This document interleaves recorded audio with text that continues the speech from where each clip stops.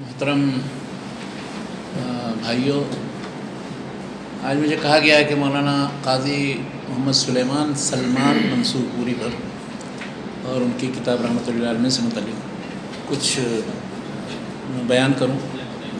قاضی صاحب کی شخصیت اگر کہا جائے کہ جماعت کے اندر منفرد شخصیت ہے، یعنی ان جیسی کوئی شخصیت آپ کو نظر نہیں آئے گی۔ جن خصوصیات کے وہ حامل تھے اور جس طرح کے انہوں نے کام کیے تو وہ اس میں بالکل منفرد تھے، بلکہ اپنی جماعت ہی میں نہیں، پورے ہندوستانی پیمانے پر آپ دیکھیے اپنے زمانے میں وہ معاصرین میں ممتاز شخصیت۔ انہوں نے عمر تو پائی تقریباً 63 سال، 1867 میں ولادت ہوئی۔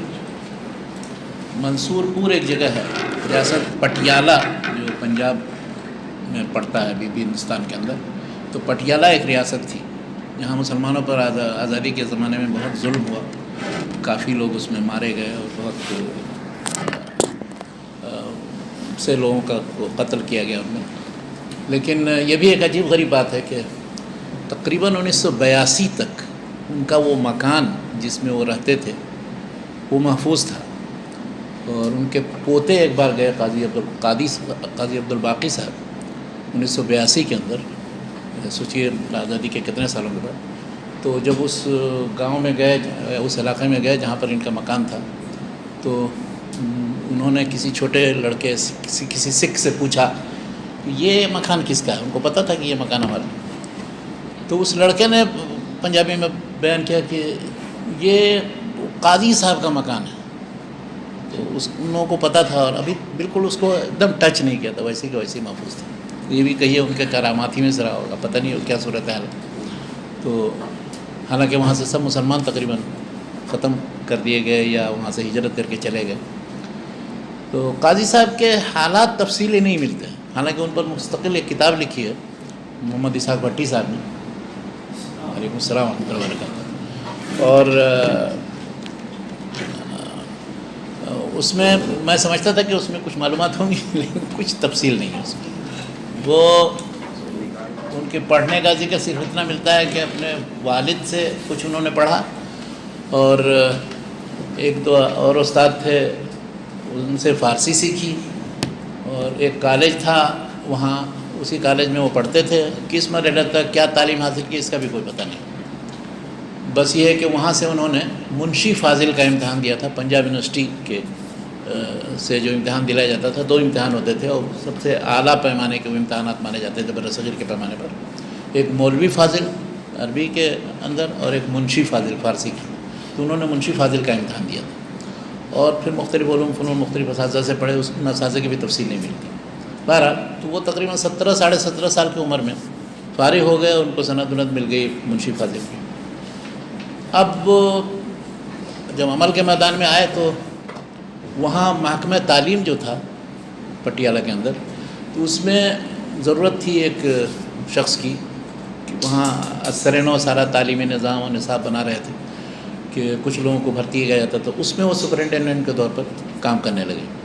بلکہ ان کے انتخاب یہ ہے کہ ان کے ملازمت کا بھی عجیب غریب قصہ ہے کہ اس وقت ان کی عمر 17 ساڑھے 17 سال تھی، اور ملازمت کے لیے ضرورت ہے کم سے کم 18 سال کی عمر کا ہو جائے، لیکن ان کو ان کی صلاحیت کی بنیاد پر وہ 17.5 سال کی عمر ہی میں ملازمت دی گئی، اور وہ 15 سال تقریباً محکمہ تعلیم سے وابستہ رہے۔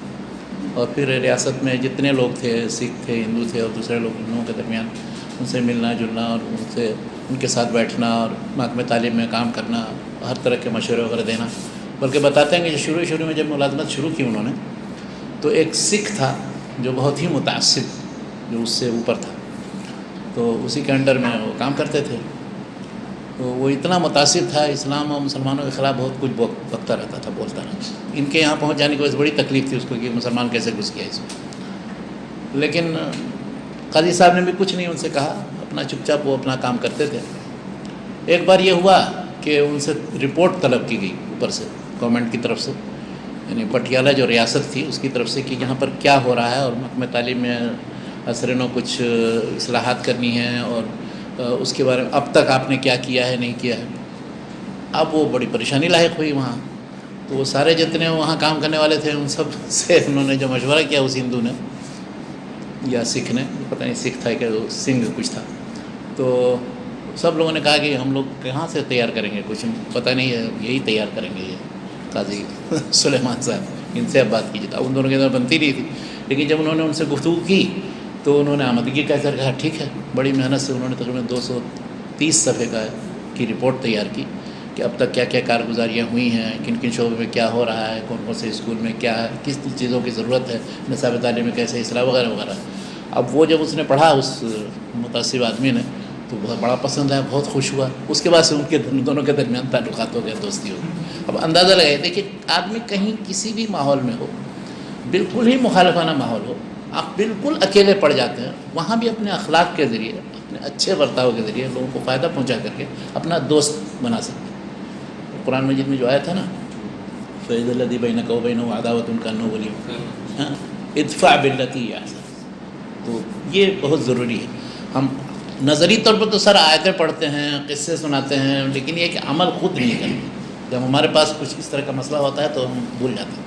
تو شیخ یہ جو قاضی صاحب تھے تقریباً 17 سال انہوں نے وہاں ملازمت کی. پھر اس کے بعد یہ ہوا کہ عدالت میں ضرورت پڑی کہ کوئی ایسا شخص ہو کہ جو اسلامی امور کا اور معاملات کا چیزوں کا جانکار ہو، اور وہ قانون بھی جانتا ہو، مغربی قانون یا انگریزوں کا جو قانون تھا اس سے بھی واقفیت رکھتا ہو، خاص طور پر فوجداری قوانین سے متعلق. تو اب اس میں جب تلاشی جستجو شروع ہوئی تو معلوم ہوا کہ یہی ایک آدمی ہیں کہ جن کو کہا جا سکتا ہے. لیکن جب ان سے کہا گیا تو انہوں نے کہا کہ میں نے قانون کی تعلیم حاصل نہیں کی ہے، مجھے نہیں پتہ ہے فوجداری قانون میں جو تفصیلات ہیں. تو ابھی دیکھیے چند دن تھے، تقریباً 1 ہفتہ سے بھی کم مدت تھی، اور وہ کوئی بہت مہتم بشان قضیہ تھا، اس سے متعلق فیصلہ بھی کرنا تھا اور اس میں ایک جوائنٹ جج کے طور پر کام کرنا تھا. تو انہوں نے جب ان سے کہا گیا تو انہوں نے کہا اچھا ٹھیک ہے. وہ کتاب لی انہوں نے قانون والی، اور سارا جو وہ فوجداری قانون سے مطلب جتنے دفعات تھے وہ سب سنجیدگی کے ساتھ انہوں نے پڑھے. 3-4 دن کے اندر 5 دن کے اندر پورا استیاب کر لیا. اور اس کے بعد پھر وہ جوائنٹ جو بینچ تھا اس میں وہ رہے، اور وہ پھر مشورے دیے صحیح. تو اب وہ اس میں جو انگریز تھا اور دوسرے اس کے ساتھ جج تھے، ان کو بہت تعجب ہوا کہ یہ اس میدان کے آدمی نہیں ہیں، لیکن اتنے باریکیاں یہ سب کیسے انہوں نے سمجھی. چنانچہ ان کو پھر اس کے بعد سفارش یہ کی گئی کہ محکمہ تعلیم سے منتقل کر کے ان کو یہاں اس میں لے لیا جائے. چنانچہ وہ پہلے سول جج کے طور پر وہ کام کرنے لگے، اور پھر اس کو ترقی کرتے کرتے سیشن جج تک پہنچ گئے. تو اس طرح سے پوری زندگی تقریباً وہ پھر اس کے بعد 17 سال کے بعد، یعنی 17 سال محکمہ تعلیم ملازمت کے بعد باقی زندگی انہوں نے، یعنی جب وہ 34 سال کی عمر کے تھے، 35 سال کی عمر کے، اس وقت سے لے کر کے اور 28 سال سے 27 سال تقریباً 1930 میں ان کا انتقال. ان کے انتقال کے بھی عجیب داستان میں آتا ہوں انشاءاللہ. تو ان کی زندگی کے بعد اہم پہلو بتا دوں، اس کے بعد پھر ان کی کتابوں کی طرف آتا ہوں. تو وہ پھر 28 سال تقریباً، وہ 27 سال وہ اسی میں کام کرتے رہے، اور بہت ہی ایمانداری اور سچائی کے ساتھ. کتنے لوگوں نے رشوت دینے کی کوشش، 50 ہزار روپے رشوت دیتے تھے لفافے، لیکن انہوں نے کبھی قبول نہیں کیا اس کو. اور پھر انہوں نے جو بھی فیصلے کیے بالکل قانونی اس کے مطابق، اور کسی کی طرفداری نہیں. تو اس کی وجہ سے بہت زیادہ ان کا لوگوں کے اندر احترام بھی تھا، اور بہت عزت کی نگاہ سے دیکھے جاتے تھے. یہ پیشہ تھا جس میں وہ کام کرتے تھے. اب آئیے ان کی خدمات کی طرف. تو ان کی خدمات میں ہمہ جہت کام کرتے تھے. سب سے پہلی بات تو یہ کہ وہ درس قرآن ہمیشہ دیتے تھے. جس مسجد میں نماز پڑھاتے تھے تو وہ یا پڑھتے تھے تو اس میں فجر کی نماز کے بعد وہ درس قرآن کا اہتمام برابر کرتے تھے. لوگوں کو بھی درس قرآن کی طرف رغبت دلاتے تھے کہ اس میں خود لوگوں کو پکڑ کر لاتے تھے. اس سلسلے میں ایک دلچسپ واقعہ سنی. ایک جگہ ان کا درس قرآن تھا، تو اب وہ وہاں ایک شخص تھا ملنگ ٹائپ کا، ایسے ہی اسٹیشن پر کام کرتا تھا. بال ایسے ہی بڑھے ہوئے ہیں، اور لاٹھی واٹھی لے کر کے، اور کڑا وڑا باندھ کر کے، اور پتہ نہیں کیا. حالانکہ مسلمان تھا وہ، عجیب قسم کی حیت تھی اس کی. تو کسی نے کہا کہ وہاں درس ہے، چلو. وہ چلا گیا. دیکھا جا کر کے تو قاضی صاحب وہاں درس دے رہے ہیں. اب اس کو اپنی حیت قضائی پر بہت عجیب بات محسوس ہوئی کہ میں کیسا ہوں اور یہ دوسرے سردار محترم، بلکہ وہاں دیکھا کہ اس کے جتنے سینئر تھے کام کرنے والے مختلف اور دوسرے آفیسر، حتیٰ کہ ہندو بھی سکھ بھی، وہ بھی اس درس میں شریک، مولانا کے درس سے استفادہ کر رہے ہیں۔ تو اس کو بڑی شرم آئی کہ میں اس حیات کریمہ سے پہنچ گیا ہوں۔ لیکن دیکھیے مولانا کے اخلاق کریمانہ دیکھیے، تو وہ بڑا متاثر ہوا۔ پھر اس کے بعد گیا کہ ایک ہی درس میں وہ اتنا متاثر ہوا کہ گیا اپنے بال ٹھیک سے بنائے، اس نے کڑا وڑا اتار پھینکا، لاٹھی وٹھی ہٹائی، اس کے بعد پھر ٹھیک ٹھاک سے کپڑا وڑا پہن کے دوسرے دن جب درس میں آیا تو وہ کہیں بیٹھ گیا، تو انہوں نے بلایا کہ ادھر آؤ قریب۔ درس کے بعد ان سے کہا یہ کیا ہے تم نے حلیہ بنا لی؟ کہا کہ میں بہت متاثر ہوا کل آیا تو، اور اس لیے میں نے اپنا دیکھا کہ یہ حلیہ ٹھیک نہیں۔ کہا نہیں وہ تمہاری پہچان بن چکی تھی، تم اس پر تھوڑے دن تک تو رہتے، اس کے بعد پھر تھوڑا تبدیل کرتے۔ اب یہ دیکھیے بجائے اس کے کہ فوراً انکار منکر یا اس کو سختی کے ساتھ ڈانٹنا، اور یہ کیا حلیہ بنا رکھا ہے اور ایسے کہیں رہتے ہیں، کچھ نہیں کہا، لیکن وہ خود سے ہوا ایسا، وہ پھر وہ پرہیزگار بن گیا اور بالکل عام وضاقتہ رکھنے لگا اور بڑا متاثر ہوا۔ اس کے بعد پھر وہ ہمیشہ وہ مطلب ان کے درس میں شریک ہوتا رہا۔ اچھا اسی طرح سے ایک دوسری مثال لیجیے، ایسے ایسے واقعات ان کی زندگی کے ہیں۔ اگر کوئی شخص جمع کرے، مولانا بھٹی صاحب نے بہت کچھ جمع کیا اس میں ایک جگہ گئے تو دعوت کسی نے دی۔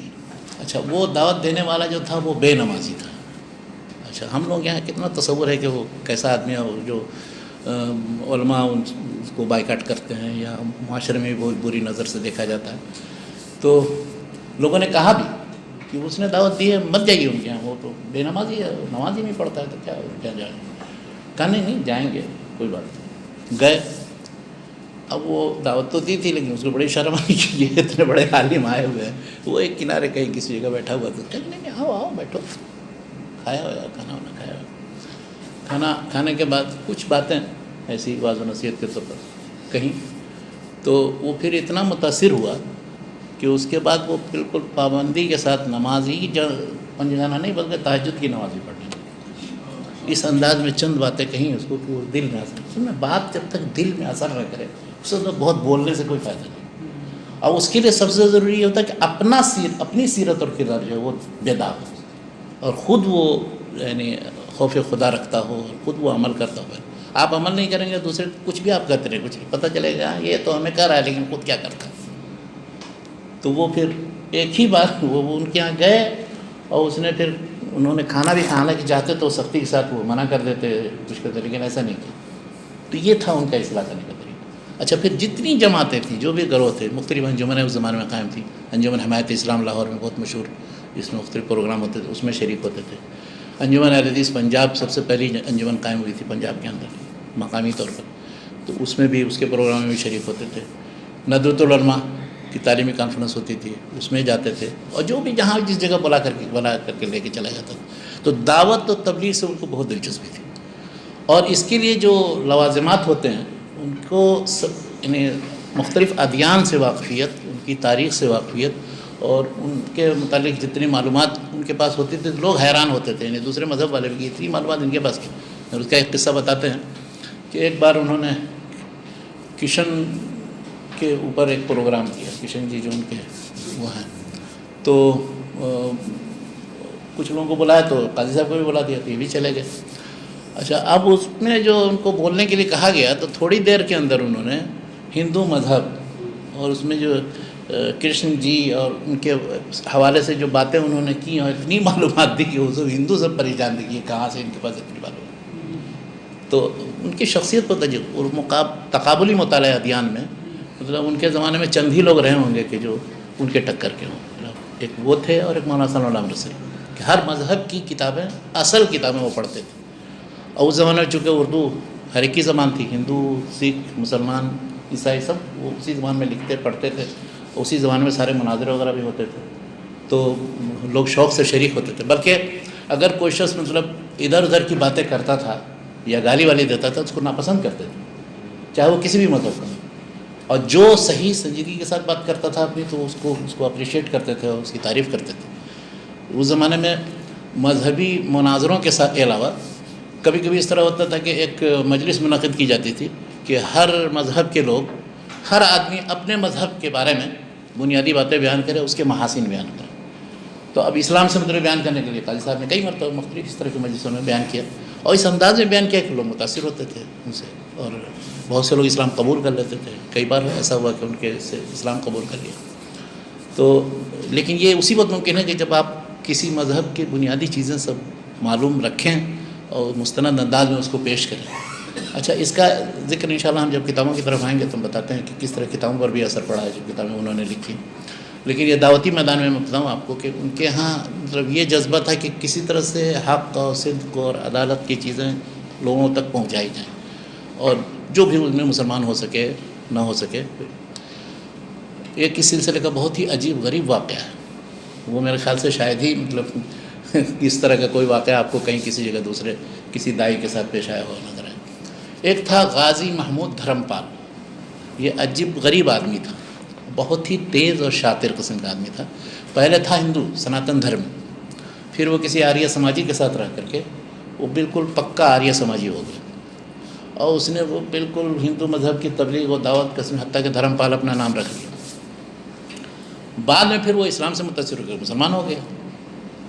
تو اب وہ مسلمان جب ہو گیا تو اب اس کے ساتھ پھر مسئلہ یہ ہوا کہ کچھ شکوک شبہات پیدا ہو گئے اسلام سے متعلق. وہ آزاد خیال آدمی تھا، اس نے پتہ نہیں کہ شادیاں ودیاں بھی کر رکھی تھیں، وہ معلوم نہیں کیا اس کا عجیب غریب قصہ ہے. تو اب جب شکوک شبہات ہوئے تو وہ سب شکوک شبہات بہت سے لوگوں کے پاس بھیجے، تو کسی نے جواب نہیں دیا، کسی عالم نے. تو قاضی سلیمان صاحب کے پاس جب یہ پہنچے یہ شکوک شبہات، تو انہوں نے اس دن رات کو جاگ کر کے جتنے نکات ہو سکتے ہیں وہ سب لکھ کر کے وہ بھیجا.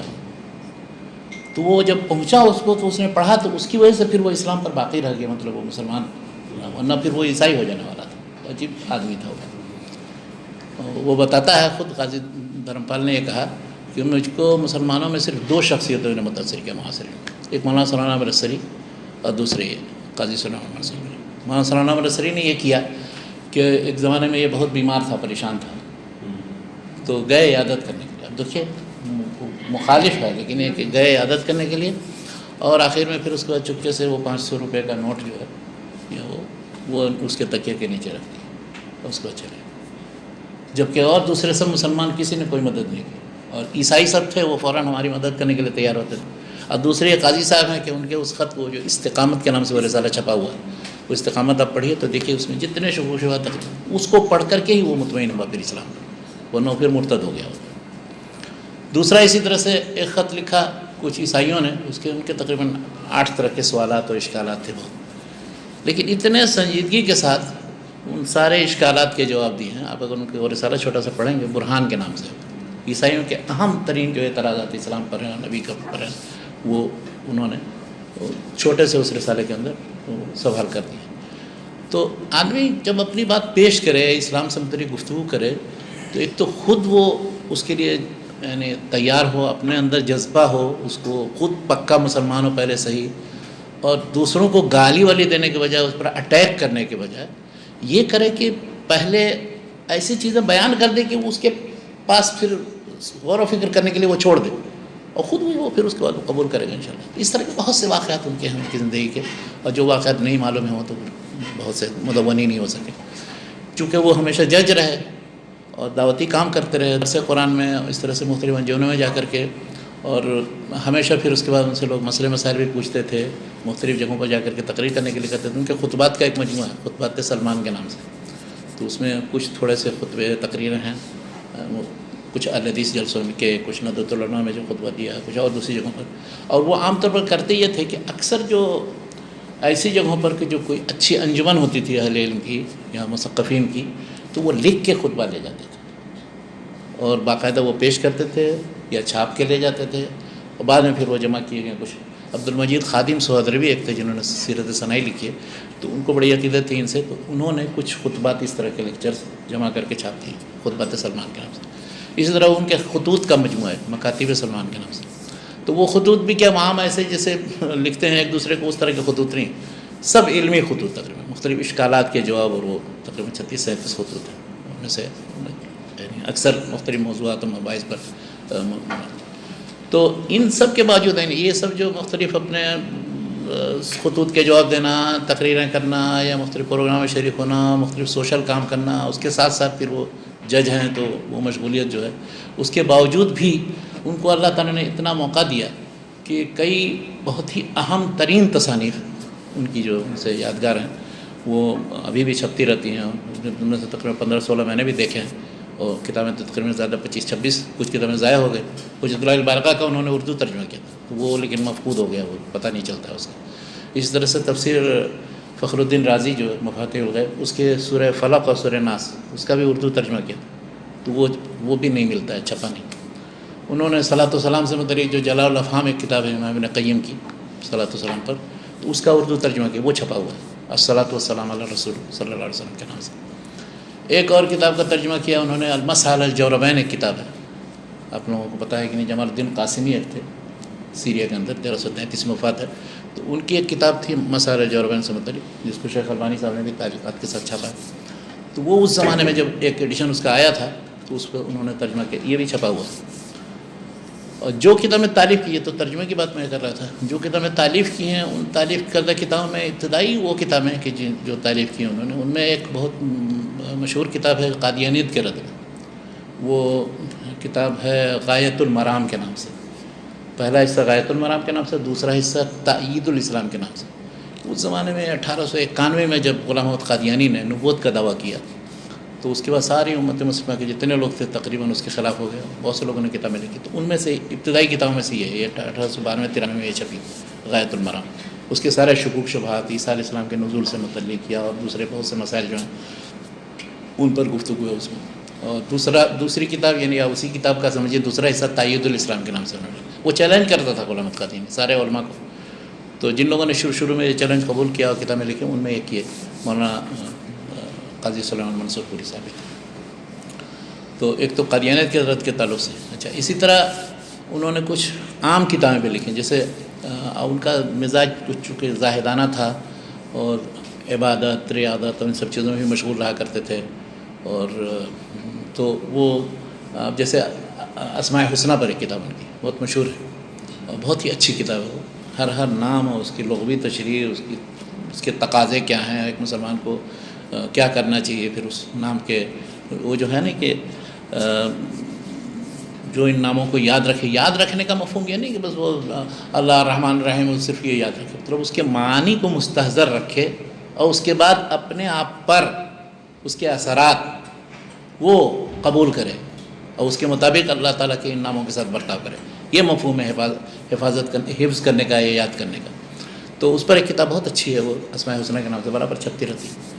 اسی طرح سے انہوں نے ایک کتاب اصحاب بدر پر لکھی، بدر البدور کے نام سے. وہ جتنے تھے شریک اس جنگ میں، اس میں پھر بدر کا جو نقشہ اور بدر کیوں بدر کہا جاتا ہے، اس کی پوری تاریخ.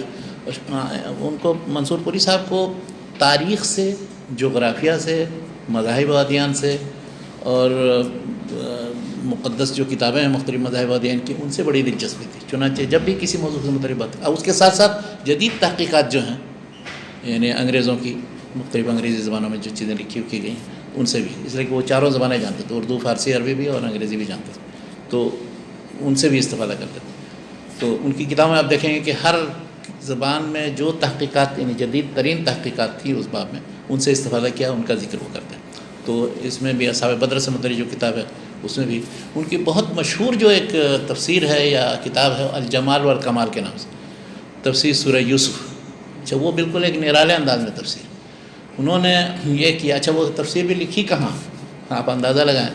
حج کرنے جب آئے تھے 1921 میں، حج کرنے، پہلا حج 1921 میں کیا اور دوسرا حج 1930 میں کیا، جس میں واپسی کے وقت میں سمندر میں ہی یعنی جہاز پر بھی انتقال ہو گیا. وہیں پھر اس کے بعد نماز پڑھ کر کے جنازہ ان کو دفن کیا کرنے، غرقاب کر دیا گیا. تو 1921 میں جب وہ آئے تھے حج کرنے کے لیے، یہاں ملک عبدالعزیز سے بھی ملاقات ہوئی تھی اور دوسرے علماء اور اہل علم سے بھی. تو اس وقت انہوں نے ایسے ہی ارادہ کیا کہ سورہ یوسف کی تفسیر لکھیں. چنانچہ وہ سارے معانی مطالب وہ سب جمع کیے اور وہ بہترین تفسیر ہے. یعنی سورہ یوسف کی چند اچھی تفسیروں میں سے ایک اس کا شمار، لیکن افسوس کہ وہ عربی میں نہیں ہے تو لوگ نہیں جانتے ہیں. تو یہ کتاب ہے. اسی طرح انہوں نے جب سیرت سے متعلق منصوبہ ان کا یہ تھا کہ 3 طرح کی کتابیں لکھی. ایک مختصر دوسری متوسط انداز کی، اور تیسری مفصل۔ تو مختصر کتاب مہر نبوت کے نام سے ہمیشہ چھپتی شائع ہوتی رہتی ہے، اور اس میں ساری معلومات مستند انداز میں انہوں نے جمع کی، اور بچے پڑھتے ہیں اس کو، ہر سطح کے لوگ اس کو پڑھ سکتے ہیں اس طرح، اور مدارس میں وہ داخلہ نصاب بھی۔ تو وہ مہر نبوت چھوٹی کتاب ہوئی۔ متوسط کتاب کا جو انہوں نے پلان بنایا تھا وہ رحمۃ اللہ علیہ، اور مفصل کتاب کا موقع نہیں ملا اس کو دونوں مرتب کرنے کا۔ تو متوسط انداز کی جو کتاب ہے وہ ہے رحمۃ اللہ علیہ۔ اچھا، رحمۃ اللہ علیہ اگر گفتگو ہو تو بہت لمبی گفتگو ہے، میں چند اہم باتیں بس بیان کروں گا اس کے متعلق۔ یہ کتاب سمجھیے کہ سیرت کے پورے لٹریچر میں اردو کی حد تک تو کہا ہی جا سکتا ہے بالکل ہی منفرد کتاب ہے، اور پہلی بار سیرت کی مرویات کی تحقیق کر کے مستند انداز میں جو رسول اللہ صلی اللہ علیہ وسلم کی سیرت ہو سکتی وہ پیش کرنے کی کوشش ہے۔ بلکہ سیرت النبی جو شبلی نعمانی سے سنن کہ اس سے بھی پہلے یہ کتاب چھپی تھی۔ میں آپ کو سن کے ساتھ بتاتا ہوں۔ یہ رحمۃ اللہ علیہ کا پہلا ایڈیشن، پہلی جلد کا پہلا ایڈیشن 1912 میں چھپا تھا، اور اب اندازہ لگے کہ شبلی کی زندگی میں 1914 میں شبلی کا انتقال ہوا ہے، 1912 میں یہ چھپی تھی۔ بلکہ پہلی جلد انہوں نے چند احداث اور واقعات، بلکہ وفات سے ولادت سے وفات تک سارے واقعات پر مشتمل اور مستقل، یہ جلد بھی ایک طرح سے مستقل ایک کتاب ہے۔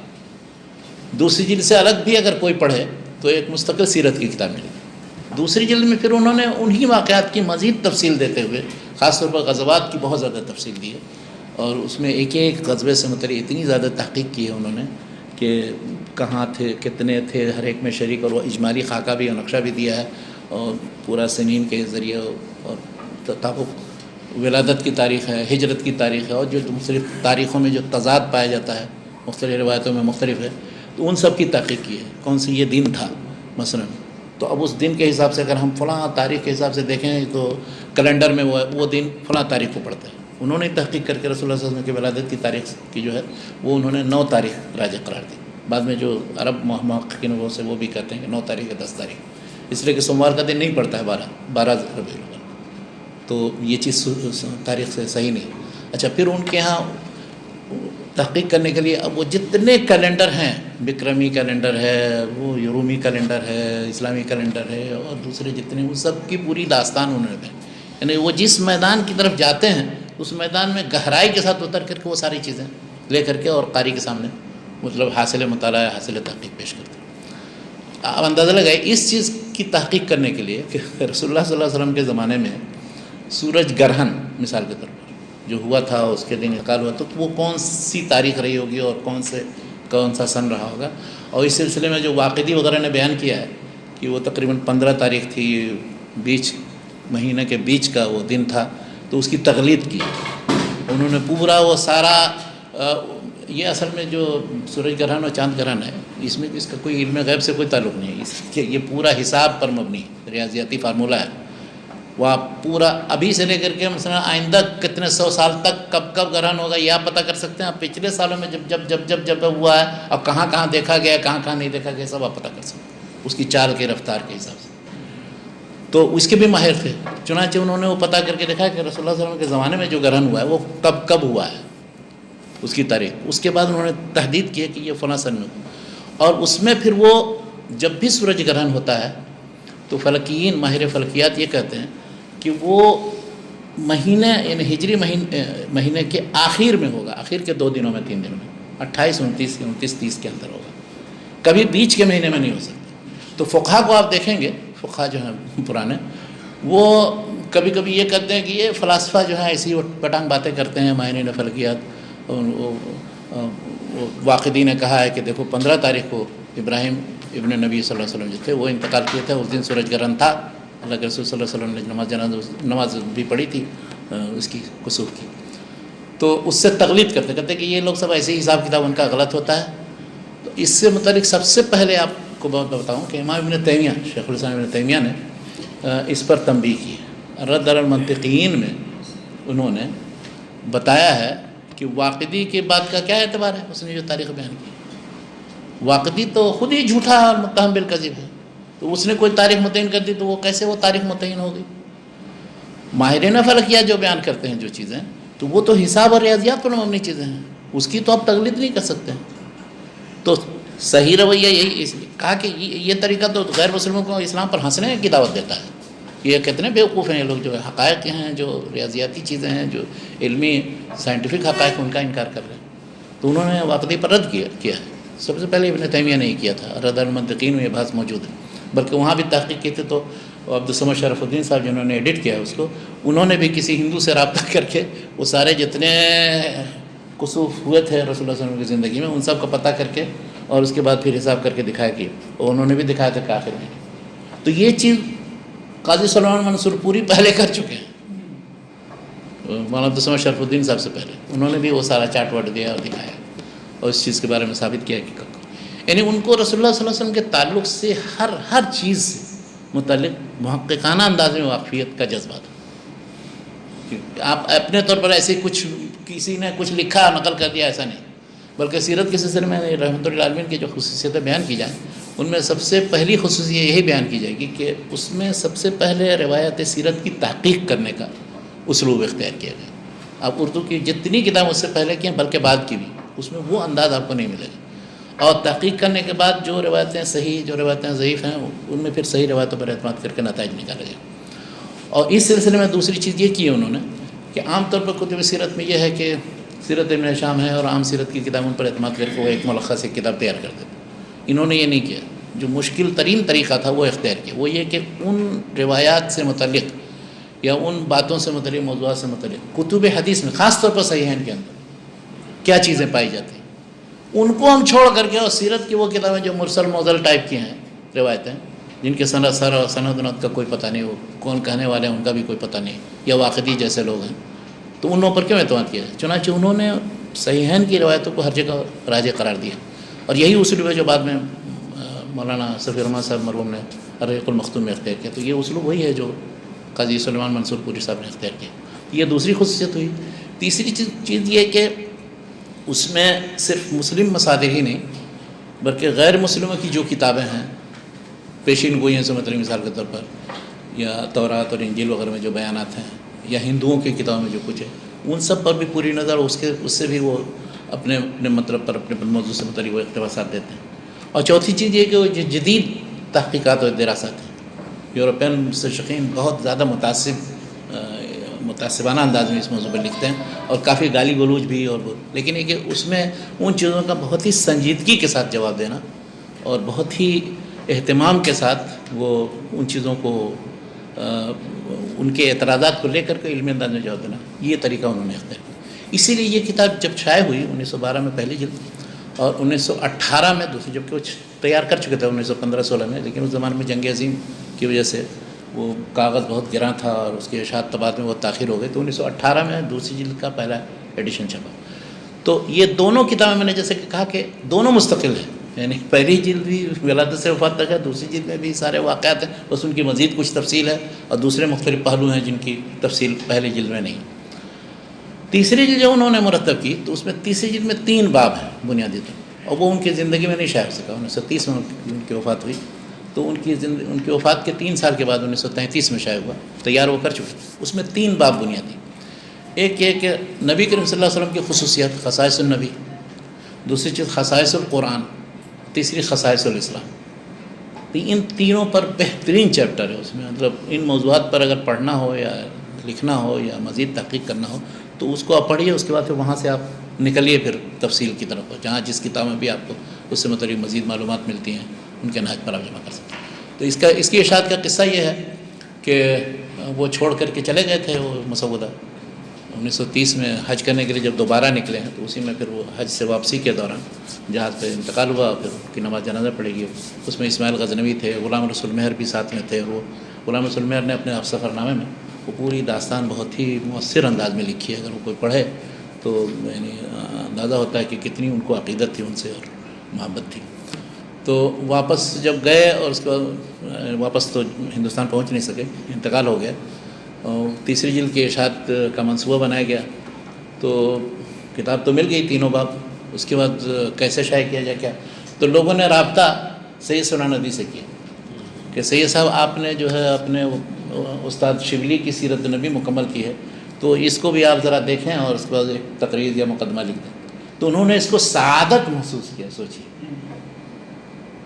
کہا کہ میں انہوں نے بہت اچھا ایک مقدمہ تقریر لکھی، اور انہوں نے کہا کہ مجھے سعادت حاصل ہو رہی ہے کہ میں یہ سیرت کی جو عظیم ترین کتاب ہے اردو میں، اس کو بھی میں دیکھوں، اور میرے مقدمے کے ساتھ یہ شائع ہو رہی ہے۔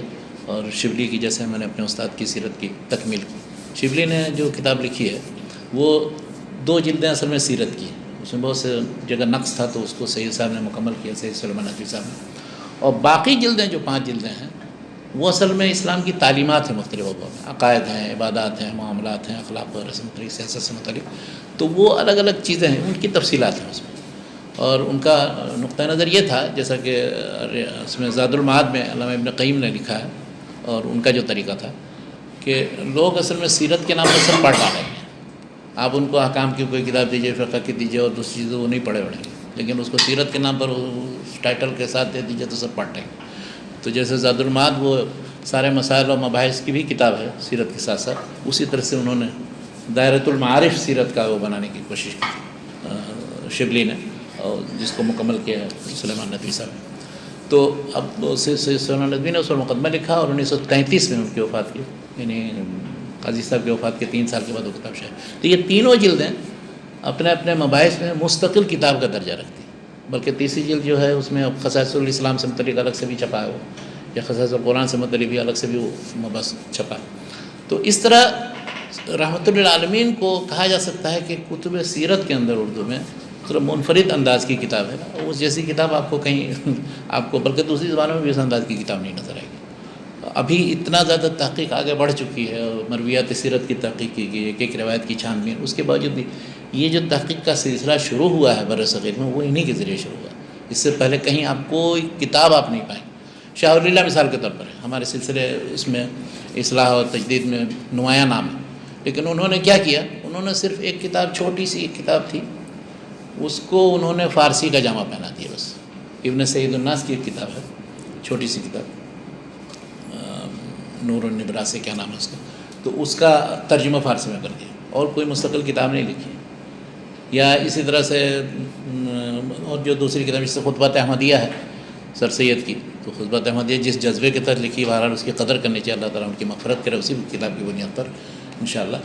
تو وہ خطبات احمدیہ اصل میں وہ ایک ولیم موئر تھا، بہت ہی خبیث اور دریدہ دہن قسم کا آدمی، اس نے رسول اللہ صلی اللہ علیہ وسلم کے بارے میں بہت ہی مطلب لائف آف محمد میں بہت ہی خراب الفاظ استعمال کیے تھے، ان کے نسب سے متعلق شک کیا تھا، اور بھی بہت کچھ پتہ نہیں کیا۔ تو سر سید گئے ہوئے تھے انگلینڈ، وہاں نظام تعلیم اور دوسری چیزیں دیکھنے کے لیے، تو جب یہ کتاب ملی ان کو، دیکھا یہ تو مطلب کہ بالکل کہاں یہ کیا کیا یہ بک رہا ہے۔ چنانچہ وہاں انہوں نے سارا جمع کیا مواد جو کچھ بھی، اور اردو میں وہ تیار کرتے تھے لیکچرز، اور پھر اس کا ساتھ ساتھ وہ ترجمہ بھی کرنے کے لیے، تو انگلش میں بھی وہ کتاب انہوں نے چھاپی، اور انگریزی مصادر مراجع سے معلومات لینے کے لیے وہ مترجمین مقرر کیے، اور بلکہ انہوں نے اب اپنے بعض خطوط میں لکھا ہے کہ ایک دم دیکھ کر کے پڑھ کر کے دل کباب ہو گیا ہے، اور میں چاہتا ہوں کہ مطلب اب جتنی باقی زندگی ہے وہ سب انہی کے رد میں اور جواب میں صرف کروں۔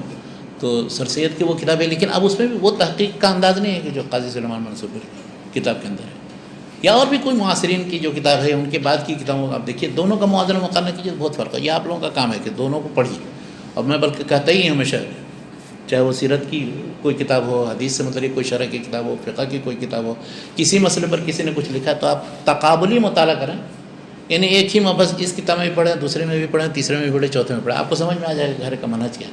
کسی کے بتانے کی ضرورت نہیں کہ فلاں نے یہ کہا ہے اور اس کتاب کے بارے میں یہ اس کی کچھ نہیں کہنے کی ضرورت۔ تو یہ سیرت سے متعلق ان کے منصوبے ہیں۔ اس کے علاوہ بھی کچھ کتابیں لکھی ہیں انہوں نے، بعض کتابیں میں نے دیکھی ہیں، کچھ نہیں دیکھی ہیں۔ اب جیسے ایک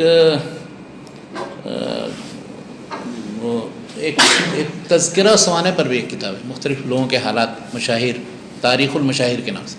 تو تاریخ المشاہیر کا قصہ یہ ہے، اس کی تاریخ کا، وہ بھی عجیب غریب۔ ایک اخبار نکلتا تھا وکیل امرتسر سے، تو اس زمانے میں مولانا ابوالکلام آزاد بھی ایک زمانے میں اس سے وابستہ تھے، اور دوسرے لوگ بھی تھے۔ تو وہ مصور نکلتا تھا، اس میں فوٹو ووٹو بھی ہوتے تھے۔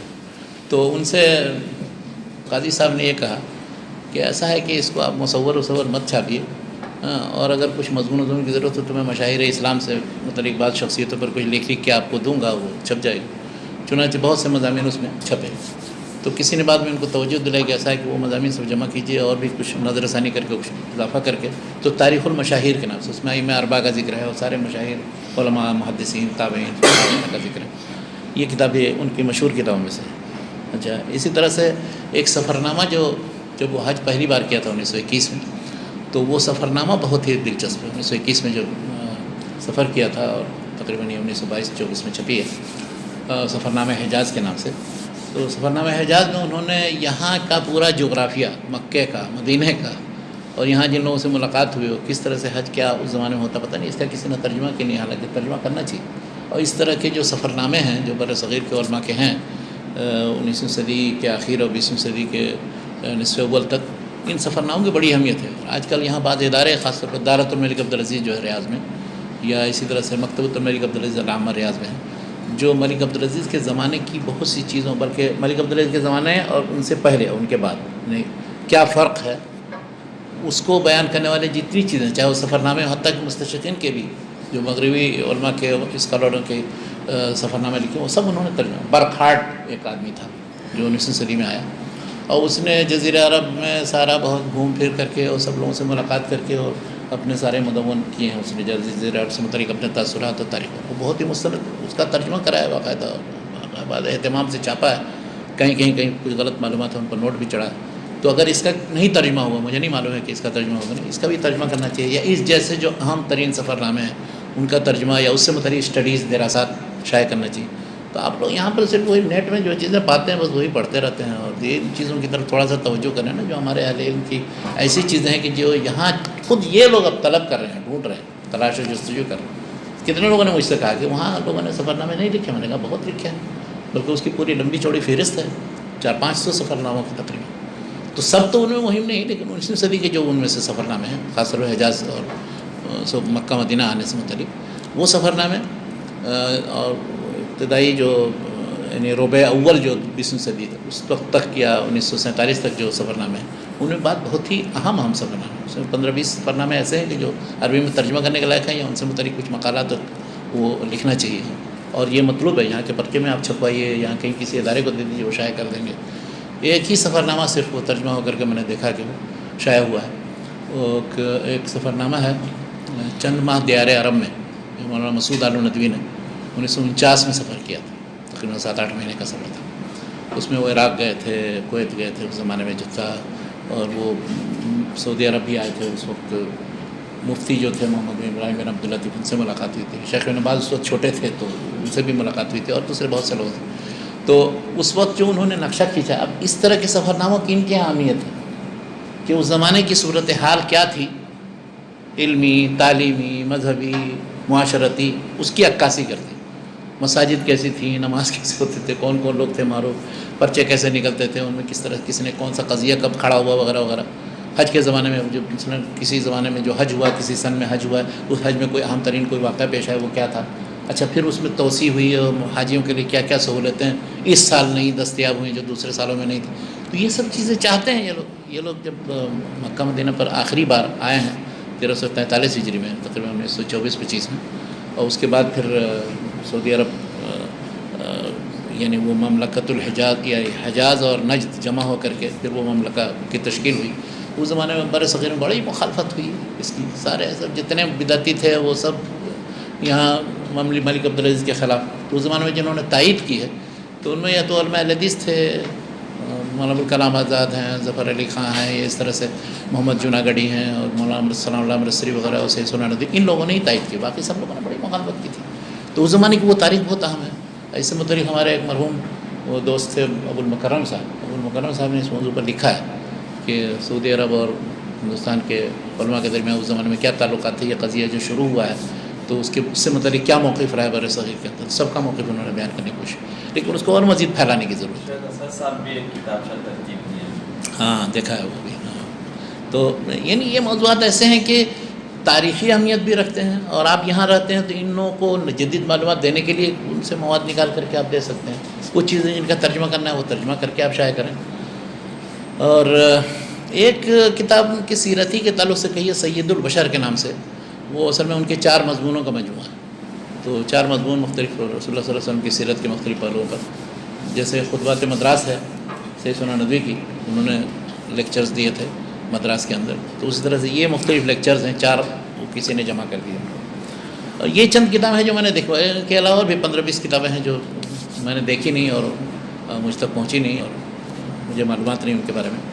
تو ان کتابوں کا مطالعہ کرنے سے یہ سمجھ میں آتا ہے کہ شیخ یعنی منصور پوری صاحب ہمہ جہت شخصیت، وہ مطلب وہ تاریخ سے متعلق، جغرافیہ سے متعلق، اور اسی طرح سے جو جنتری اور کیلنڈر وغیرہ اس سے متعلق معلومات، اس طرح رسول اللہ صلی اللہ علیہ وسلم کی سیرت اور سیرت کے جو مختلف پہلو، اس کے جتنے ماخذ مسائل ہو سکتے ہیں، اور پھر ادیان و مذاہب کی جو الگ الگ کتابیں ہیں، تورات ہیں، انجیل ہے، اس طرح سے ہندوؤں کی جو کتابیں ہیں، وید وغیرہ، اس سے متعلق ان سب پر نظر ان کی تھی. اور ہندوؤں سے متعلق جو میں نے بتایا کہ دیکھیے کس طرح وہ ان کے بارے میں معلومات اتنی رکھتے تھے جو ہندوؤں کے نہیں، وہ حیران رہتے تھے کہ اتنی معلومات کہاں سے لے. ایک اور دلچسپ قصہ سنیے ان کے دعوتی مزاج کا. ایک منکر حدیث ہوا کرتا تھا امرتسر میں، اس کا نام احمد دین تھا. اس نے ایک جماعت بنائی تھی امت مسلمہ کے نام سے، ایک تفسیر بھی لکھی تھی اس نے بیان للناس کے نام سے. پتہ نہیں آپ لوگوں نے دیکھی کہ میں نے دیکھا ہے. وہ جامعہ سلفیہ کی لائبریری اس لحاظ سے بہت رچ ہے کہ اس میں ہر طرح کی چیزیں ہیں بنارس میں. اس زمانے میں ہم لوگوں نے دیکھا ہے 45 سال پہلے. خیر، تو یہ احمد دین امرتسری جو تھا بہت ہی دریدہ دہن شخص تھا. ایک بار وہ کہیں کسی جگہ بلایا گیا ان کو امرتسر میں قاضی صاحب کو، تو قاضی سلیمان صاحب گئے وہاں. اب ان کی رہائش کا جو انتظام کیا گیا تھا وہ ایسی جگہ تھا کہ بیچ میں نالا بہتا تھا اور اس کے بغل میں کوئی مکان تھا، اس میں بھی سیڑھی ویڑھی پر چڑھ کر کے کچھ اونچائی پر وہ پہنچنا پڑتا تھا. تو وہاں ٹھہرائے گئے تھے. اچھا، یہ شخص جو تھا اس طاق میں رہتا تھا کہ کون عالمی آتا ہے، عالم آئے اور اس سے ذرا بحث واس کروں اور اس کو. تو خیر یہ اپنا بستہ وستہ سنبھال کر کے اور اوراق اور چیزیں لے کر کے احمد دین اور وہ پہنچا ان کے اور گیا. وہ بتانے لگا کہ کیا ہے یہ سب حدیثیں دین نہیں ہے اور بیکار ہے. محدثین کو برا بھلا کہنے لگا. اور کیا انہوں نے بہت نرمی سمجھا کہ بھائی محدثین نے خدمت کی ہے، دین کی حفاظت کا کام کیا ہے، ہم تک ان چیزوں کو نقل کیا ہے جو رسول اللہ صلی اللہ علیہ وسلم کے زمانے میں، اس میں ان کی کیا غلط. اور پھر بھی بہرحال وہ برا بھلا پتہ نہیں کیا کرتا رہا. ہوا یہ سنیے، اب دیکھیے اس سے عبرت پکڑنا چاہیے. اس کے بعد جو اپنا سب بستہ وستہ سمیٹ کے کاغذات وغیرہ اترا، جو سیڑھی سے اتر رہا تھا تو پھسل کر کے اسی گٹر، وہ جو گندگی والا جو بہہ رہا تھا اسی میں گر گیا. اب وہ گرا تو اب لوگ سب دوسرے لوگ تو ہنس رہے تھے کچھ، لیکن مولانا گئے فوراً اس کو خیر کسی طرح نکالا، اس کو نہانے دھونے کے لیے، سب کپڑا وپڑا بدلنے کے لیے اپنے کپڑے نکال کر کے اس کو نئے دیے پہننے کے لیے. اور اس کے بعد پھر اس کو تو اب سوچیے اس کا بھی کچھ اثر تو پڑا ہوگا اس پر. تو اچھے اخلاق کا اور اچھے برتاؤ کا ہمیشہ اثر پڑتا ہے. آپ مسلمانوں کے مختلف فرقوں کے درمیان آپس میں معانست پیدا کرنے کے لیے یہ چیز رکھیے. مختلف اداروں میں آپ جائیے، طلباء سے ملیے، اساتذہ سے ملیے، ان سے کچھ سیکھیے، خود اپنی بات بھی ان کو حکمت کے ساتھ پیش کیجیے. تو یہ کرنا چاہیے. ہم لوگ نہیں یہ معلوم ہوا کہ بس ہم نے اب سمجھ لیا نحن ابناء اللہ و احباؤہ. یہودیوں کی یہ صفت ہے کہ اپنے آپ کو سب سے افضل سمجھ کر کے اور اپنے اندر کوئی کمی نہیں.